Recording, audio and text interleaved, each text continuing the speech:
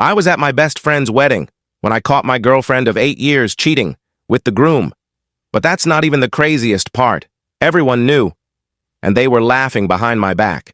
So I decided to ruin not just the wedding, but their entire lives. I found my girlfriend of 8 years cheating with my best friend at his wedding.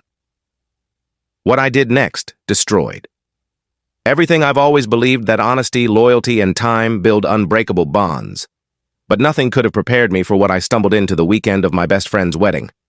What I saw, what I heard, and what I chose to do turned a celebration into chaos.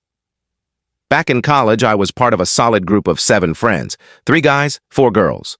We all came from the same department and stayed close even years after graduation. Among them was Ethan, my college roommate and, until recently, my closest friend. I'd also been dating one of the women in our group, Nicole, for nearly a decade. She and I got together in our second year of college.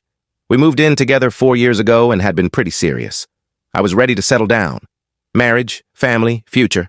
I was ready for it all. Nicole, though, she kept saying she wasn't. Despite having stable jobs and a comfortable life, she always gave me reasons for why marriage wasn't the right move yet. She claimed I was rushing things, which made no sense after 8 years. I've been managing my family's office supplies business for the past 2 years and earning well, financially, emotionally, logically. I was ready. Her hesitation felt off, but I chose to trust her. We had arguments, sure, but we always bounced back. She'd apologize, or I would. I truly believed we'd grow old together. That belief shattered the weekend of Ethan's wedding. The ceremony was at a hotel a few hours from the city. Nicole and I drove there the day before. That evening, there was a rehearsal dinner, but I opted out. Travel fatigue and a terrible migraine. I stayed in, rested, but around late evening, my migraine worsened. I'd forgotten my meds, so I went to grab some from a nearby pharmacy. I walked through the parking lot to reach my car, and that's where everything flipped. I spotted Nicole in the backseat of my own car, kissing Ethan. They weren't just having a moment. They were completely involved in each other. I couldn't believe it. My best friend, my girlfriend of 8 years, right there, together. I didn't confront them. I couldn't. I turned around and left. They didn't see me. They were too deep in their little betrayal. Still in shock, I went to another friend's room. I needed to talk to someone, let it out. But as I approached the door, I overheard laughter.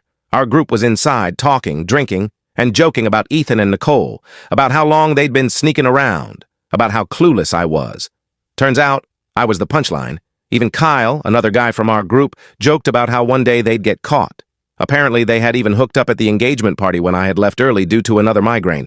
They laughed like I was a fool, like I didn't matter. No one tried to stop it. No one thought it was wrong. I walked away silently, completely broken. Back in my room, I cried. 15 minutes of heartbreak. Then, clarity. If they thought I was weak, clueless, I'd show them just how wrong they were. I started planning. Nicole came back to the room like nothing happened. I acted the same. We went to bed. I pretended to sleep, all while plotting how to burn everything down. The next day, I was all smiles. I greeted everyone like I hadn't seen their true colors. Ethan assumed everything was fine. Why wouldn't he? I was putting on a show. And then, just before the ceremony, I asked to give a speech. Wasn't planned. People looked surprised. But Ethan nodded. He thought I'd deliver some heartfelt bro speech. Instead, I dropped the truth. I spoke about what I saw in the parking lot. I shared what I heard the night before. Their laughter, the jokes, the betrayal. I talked about the engagement party, how they snuck around when I went home early. People froze. My so-called friends looked ashamed. Nicole tried to stop me. Ethan panicked, accused me of being jealous, of ruining his big day because I couldn't seal the deal with Nicole. But the damage was done. His bride-to-be walked off. She believed me. She left him at the altar. Chaos followed. I left calmly. I had packed already. I got in my car and drove away. For 2 days, silence. Then, Nicole messaged me. She admitted they were wrong, but called my speech psychotic, said I ruined Ethan's life, that his parents had cut him off, that his fiancée dumped him, that he was now homeless. Apparently, Ethan had been banking on this wedding financially. He was jobless for a while, had no interest in working. He found this woman, wealthy, desperate to get married due to family pressure, and agreed to a relationship of convenience. She wanted an open marriage. Her parents wanted her married and settled or she'd be disinherited. Ethan didn't care. He just wanted access to her money.